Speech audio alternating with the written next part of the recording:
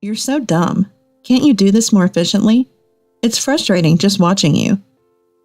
The harassment from my sister-in-law, Michelle, escalated day by day. It even started to interfere with my work from home. But I didn't break, because there was a job I desperately wanted to complete. My name is Amanda Smith, 29 years old. Working as a contract employee for a certain company, I live modestly with my dad, taking over the household chores to relieve my busy dad. He raced through life without a break, raising a daughter on his own. Gradually, I wanted to ease his burden a bit. When I was still in elementary school, Dad placed his large hand on my head and said, "You don't have to try so hard with the housework. Use your time as you like. That makes me happier." Dad was always kind and generous, no matter how tired he was. Secretly, I wished for his happiness. I hope Dad will find great happiness someday. This small wish came true a few years ago. Dad's new wife was named Barbara. Barbara, with her daughter Michelle, moved into the house where Dad and I lived. Barbara was honest and kind-hearted, a wonderful woman. In contrast, her daughter Michelle was prideful and cunning. It didn't take long for Michelle, initially quiet and reserved, to show her true colors. That day, as usual, I prepared lunch for Dad and sent him off to work. Barbara was away on a business trip since yesterday. Michelle, a college student, should have had lectures today. I decided to prepare her lunch before she woke up. Even with 4 in the family, I still managed all the household chores. Working from home, I had some flexibility, and I didn't mind cleaning or cooking. It was a nice break from work, refreshing my mind. Barbara, now my stepmother, said, "I feel bad having you do everything." But I assured her I enjoyed it. By the time I set breakfast for Michelle and me on the table, I heard her coming down the stairs. Groggy Michelle entered the living room, and I greeted her. "Good morning. Breakfast is ready. Your lunch is on the table, too. Feel free to take it." Michelle paused and said, "I'm not going to college today." "Huh? But your calendar said you had lectures." "They were rescheduled later. I updated the calendar. Didn't you see it?" Sorry, haven't checked yet." In our house, where lifestyles greatly differ, we decided to write down schedules on a shared calendar. I'm still not used to this new habit and sometimes forget to check. Michelle sighed heavily and muttered, "You're really clumsy," before returning to her room. I didn't take her words too seriously, assuming she was just cranky from waking up. 2 weeks passed since then. After days of relentless rain, it finally cleared up on a sunny Saturday morning. Feeling refreshed, I was hanging laundry when I sensed Michelle, who had slept in, getting up. But something was noisy. She rushed from the bathroom to the upstairs, then hurried back down, looking around the living room. "Hey, where's my skirt?" Michelle's demanding tone was suddenly directed at me. "Skirt? If you mean the one in the laundry basket yesterday, I'm about to hang it." "No, the one I asked you to wash separately 2 days ago. I told you at dinner, remember?" "Oh, that one. It had a small tear, so I decided to mend it before washing separately. I finished mending it last night, and it's in the washer now." "What? Didn't you listen to me? I said I needed it washed early because I'm wearing it today. Are you even listening?" I was at a loss for words. Indeed, she had asked to wash that long skirt separately, but I wasn't informed she needed it today. I recalled our conversation from 2 nights ago. "I want to wear it next Saturday, so please wash it by then." "Next as in next week?" Yeah. Don't make me repeat myself." Michelle ended the conversation abruptly, playing with her phone. That's when the misunderstanding occurred. And it was Michelle who hadn't listened properly. Though I had no reason to be blamed, I didn't want to argue and said, "Sorry, I misunderstood the date." But Michelle, standing before me, glared with a disdainful look. "Think an apology solves everything? This is why I hate dumb people. Having a high school graduate sister is just unbearable. Can't even manage household stuff properly." Michelle attends an elite university known nationwide. Our worlds are different. Yet I'd hoped we'd get along, now that we're family. "Just to be clear, I never thought of you as family from the start." Michelle said mockingly, with a disturbing smile. Seeing that expression, I felt an eerie chill. From that day, Michelle's disdain towards me became more apparent in her actions. When I worked from home, loud music blared from Michelle's room.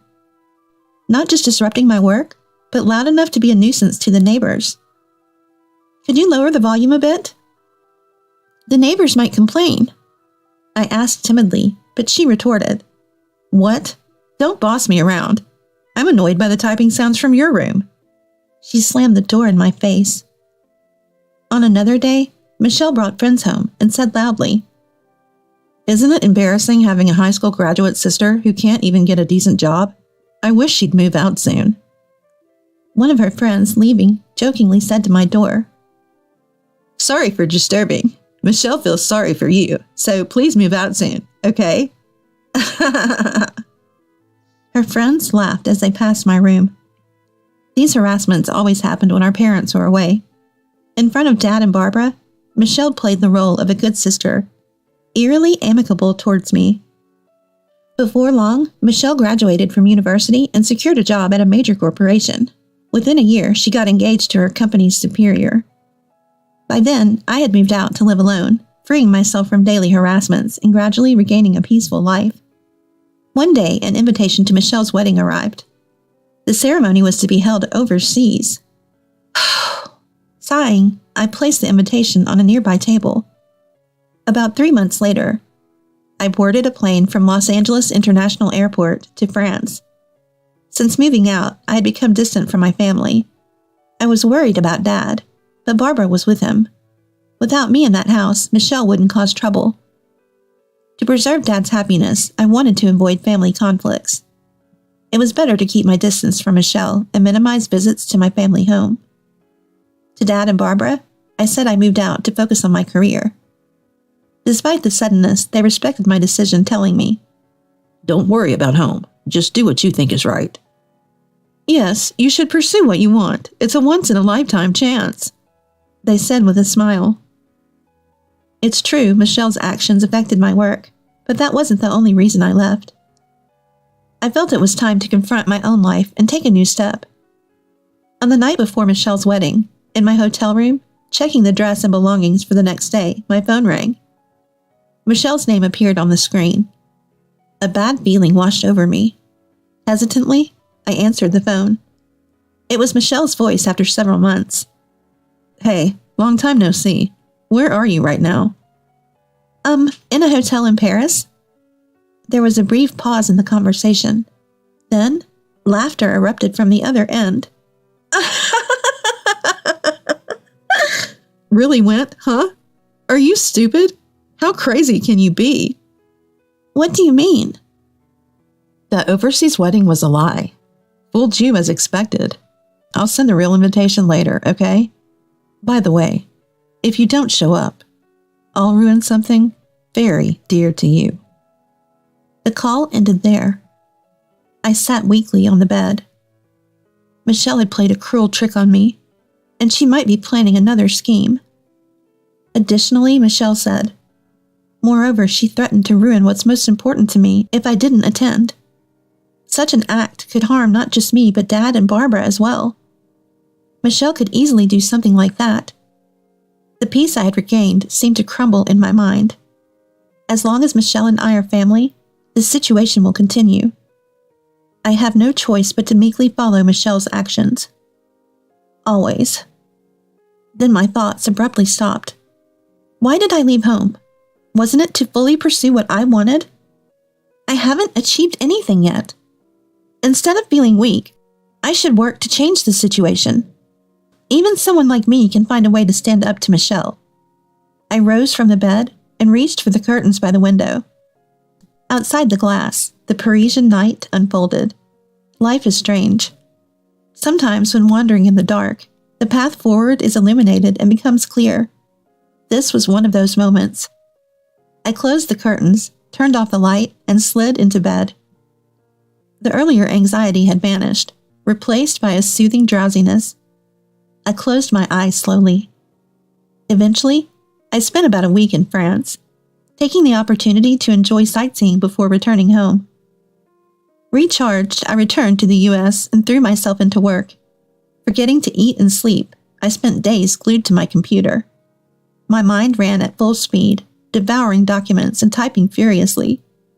After 2 months of this lifestyle, I visited a specific place. Walking down the main street in front of the station, I entered one of the buildings. Exiting the elevator on the 3rd floor, I knocked on the first door down the hall.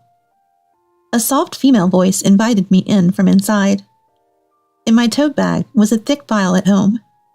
Inside was a large amount of copy paper that I had printed out at home. I intended to hand these to someone. As I touched the doorknob, a wave of nervousness made my fingers tremble. It's okay, I've done everything I could. Now it was up to fate. I calmed myself down and quietly stepped into the room. On the day of Michelle's wedding, I had called the venue to inform them of my absence. Michelle probably thought I underestimated her, that high school graduate fool. Prideful Michelle, always needing to feel superior. But now I understood. Michelle lacked something vital. Something I possessed, but she did not. A knock on the dressing room door, and a man peeked in. Excuse me, it's almost time. Are you ready? Yes, I'm ready. I'll be right out. I picked up a Western book from beside me and left the room. At the same time, Michelle's wedding reception was underway. Stephen, her husband, was the son of a corporate president. Among the guests were some notable figures, and Michelle was inwardly proud. While everyone enjoyed the grand food and friends' performances, a man discreetly approached Stephen. After whispering something, Stephen said to Michelle, Amanda isn't coming today. She appeared on TV. Did you know? Michelle was taken aback, clueless. Looking towards the guests, she noticed some commotion among Stephen's invitees. It was also streamed online. Seems to be quite a topic. A colleague from Michelle's company nearby was heard speaking on her phone. I've read this book too, just released last month and already going for a reprint. It's a foreign sci-fi novel. The author passed away long ago, but it turns out it's written by a globally renowned scientist. Someone started saying online. Another colleague at the same table mentioned, That's the one that's been trending on social media recently, right? It's got futuristic, predictive scenes, and a friend told me it's interesting. A translator named Amanda Smith. She was on a show today at noon. Amanda Smith? Isn't that Michelle's sister-in-law's name? Hearing this, Michelle immediately opened her mobile phone. A search on her timeline brought up my name. The top article read, Historic scientist posthumous work discovered. Interview with translator Amanda Smith on her encounter with the book. The wedding venue was already buzzing with this news. Amid the commotion, the ceremony soon concluded. After changing in the dressing room, Michelle stepped into the hallway to see her parents and Stephen. Along with Stephen's parents, in a tense atmosphere. Such an embarrassment, being the subject of harassment. We were clueless, and now we don't even know how to respond to inquiries from acquaintances, said Daniel, Stephen's father, and the head of a major corporation, in a stern tone. I've dined with Michelle numerous times, but she never once mentioned her sister-in-law, Amanda. Are they on bad terms? I value family bonds, you know. I was lenient because Stephen seemed smitten, but I hear some women at the company don't think highly of Michelle. Do you think I know nothing? Finally, Daniel added, You better make this right. Call Amanda immediately. Arrange for me to meet her directly. If you can't reach Amanda, consider this marriage null and void. Undoing a marriage was easy for someone like Daniel. If the marriage were called off after such a grand ceremony, it would severely tarnish Michelle's reputation. She'd be too embarrassed to face her colleagues, and her friends would surely ridicule her. Michelle, pale-faced, frantically pulled out her mobile phone. First call, second call, only the hollow ring. Fifth call, the number you are trying to reach is not answering. An automated voice responded. Maybe she's blocked you, her father suggested. No way. Amanda must just be busy, Michelle defended. Skipping a day on the wedding itself is not normal unless there's an accident or illness, especially for family. I don't want to invite more trouble into my home. A woman like you, prone to problems, is clearly not suitable for our family, Daniel concluded. But the ceremony is already over. Stephen, don't just stand there, say something. Michelle looked at Stephen with her characteristic pleading eyes, but Stephen turned away, refusing to look at her. At that moment, Michelle realized something. Her parents, standing behind her, were silent, just observing. They could have defended their daughter, but hadn't said a word. Mom, it's not my fault, right? Tell them it's not my fault. Barbara smiled ruefully and said, Actually, I got a call from Amanda yesterday. She said she couldn't make it to the wedding for some reasons. It's a long story, but you'll understand soon. It might be inconvenient for both of you, but she asked for forgiveness just this once. It's a big moment in her life. That's what Amanda said. What do you mean? You knew about today? You knew and didn't tell me? Yes, exactly. If I had told you, you would have interfered, right? After all the trouble you've caused Amanda, you never learn. Really, you're impossible. I've failed as a mother. Michelle listened with a defiant expression. We thought if you experienced some hardship, you'd understand. So Dad and I discussed it, and as bad as we felt for Amanda, we decided to turn a blind eye. It seems this is a family matter. We as outsiders should leave. Someone interjected. Wait, please, we're not done here. I'll bring Amanda, I promise. Please reconsider, Daniel. I don't want to be addressed by my name by you. Do you want to anger me further? Even Michelle fell silent under Daniel's stern gaze. This time she had picked the wrong battle. She watched dazed as Stephen and his parents walked away. Michelle, tasting her biggest defeat, finally realized her emptiness. After successfully appearing on the TV show, I was dining with an acquaintance.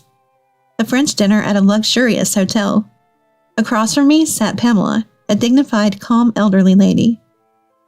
I chose this place to celebrate. I wonder if a more casual setting would have been better. No, I'm really grateful.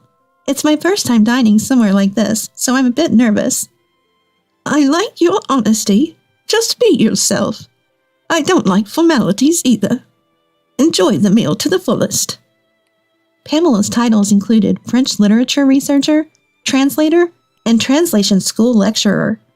She was also my mentor. I once found an old Western book among Mom's belongings. Dad said its origin was unknown. It appeared to be a novel written in French. There were notes throughout, indicating Mom had read it repeatedly.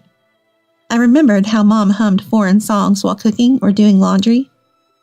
It happened before I could remember, so I don't remember it clearly. Could those lyrics have been in French? I started reading the book bit by bit, translating with a dictionary, and got absorbed in its world. I became enchanted with the French language. I devoured French books and translated my favorites. I was so engrossed that I lost track of time. After becoming a working adult, I started attending translation school during nights and weekends. One of my teachers, impressed by my language skills, introduced me to translation work. I was delighted to take it on, especially since it could be done from home. Around the same time, Dad decided to remarry. Even with the increased family size, my work wasn't affected, except for the issues with Michelle. I was surprised when you handed me a thick manuscript. Your translation skills were professional level, and the novel had a unique worldview. I had been translating for years, but I was never quite satisfied with my work. It took a long time, but completing it helped me grow mentally. Yes, translation is a battle with oneself. Each completed work feels like shedding a skin. It's fascinating. I agree. That's why I can't stop. Pamela smiled warmly upon hearing my words. It's a blessing to have something you want to pursue passionately in life. When I returned home after a long time, Barbara greeted me. Dad was still busy with work, coming home late as usual. I heard footsteps coming down from upstairs. Ah, finally awake. Michelle, you have a part-time job today. After the wedding cancellation and leaving her job, Michelle seemed to have been staying home. Barbara had told her, How long will you sulk? Do you want to live miserably like this forever? If you don't want to start over, you better leave this house.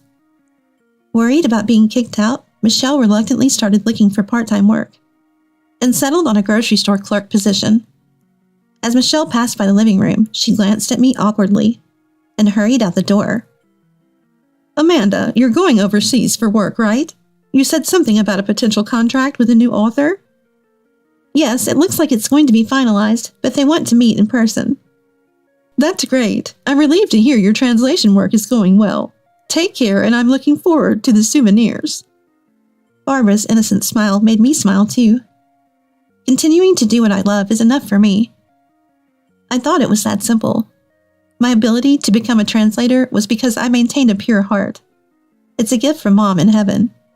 A talent to enjoy life to the fullest. On my way back from my parents' house, I passed by a dogwood tree. Stopping to look, I saw many buds waiting to bloom.